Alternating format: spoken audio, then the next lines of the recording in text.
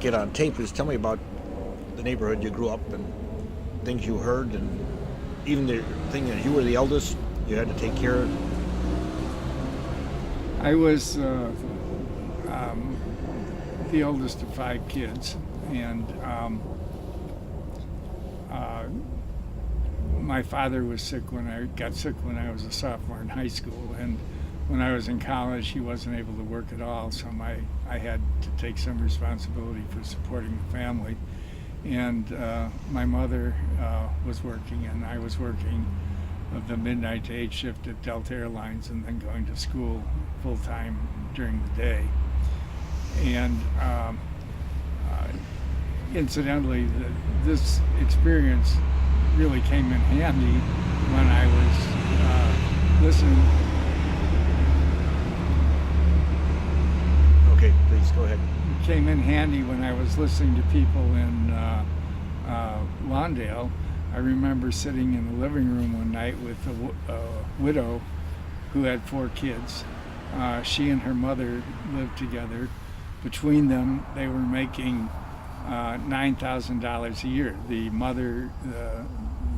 grandmother was making $4,000 a year scrubbing floors in a hospital at night, and the younger woman was making $5,000 a year working at the post office. And these were pretty good jobs, decent jobs at least.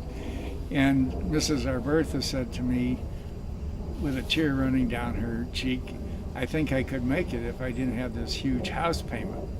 And I said, "How much is your house payment?" And she said, $226 a month. And that triggered a thought within me that my mother and I were making $12,000 between us, and our house payment for a house in Skokie, the mortgage payment, was only $108 a month. So I knew that there was something wrong. And as a matter of fact, one of the things I think I mentioned earlier that I thought was really impressive about what Tom Gaudet taught us was that it was important to listen to people in the community. I didn't know a thing about how real estate was sold on the west side or the south side until after I had been in Lawndale. And none of the college students knew anything about contract selling and contract buying either. And it came up in a variety of different ways, both with the college students and with myself in situations like I just described with this Mrs. Arbertha, that we heard about this. And that's really a situation where it strikes me as it being really important to go in and listen to what the people are saying, and then get them involved in terms of trying to solve the problem as well. And it was when it came to making a decision about a payment strike, somebody had the idea, but just to make sure that the people were involved in making the decision, we had meetings with 20 families a night until we got through the 500 families that were members of the Contract Buyers League, with small meetings, and the Contract Buyers League leaders would talk about whether or not to have the payment strike, and so everybody participated. And then when we had the payment strike, the way it was set up was that each month, instead of just withholding the payment, family would go and have a money order made out to themselves, and then they'd bring it into the Contract Buyers League office, and we put it in a safety deposit box so they'd have the money in case an opportunity for settlement and getting out of the whole thing came. And the upshot of it was that about 450 West Side contracts got renegotiated. There were a multitude of lenders, let's call them. Right, multitude of sellers. It wasn't just no 1 or 2 big banks. No, it was individuals mostly. And the average savings per family was $13,500 in 1970 dollars. And there was a group on the south side that had bought new homes, but the same deal on contract and at inflated prices.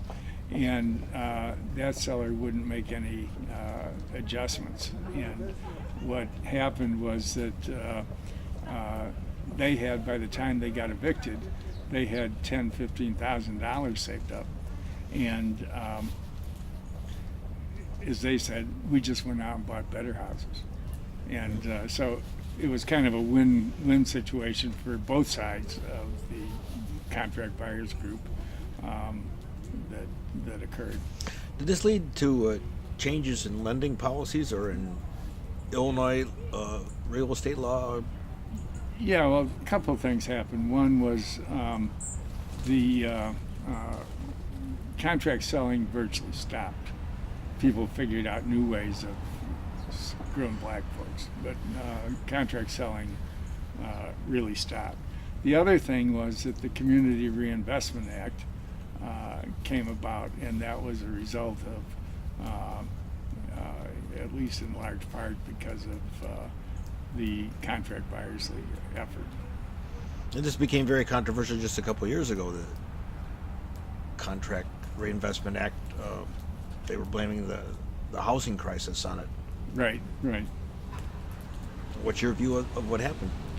Well, it was much easier to analyze it and deal with it back when we were doing it because of the contract situation, because there was, even though it was made possible by the banks and the FHA, there's one person that was the enemy, so to speak, in that case, whereas in the most recent crisis with the foreclosures and derivatives, there were you couldn't pinpoint a single enemy, and it was a much messier and much harder to get a handle on kind of deal. And the I don't know that it was the Community Reinvestment Act that was so much to blame as it was the misuse of what people were doing, and they saw opportunities to relax lending criteria and all that sort of stuff in order for a few people to make big bucks. Yeah. Well, yeah.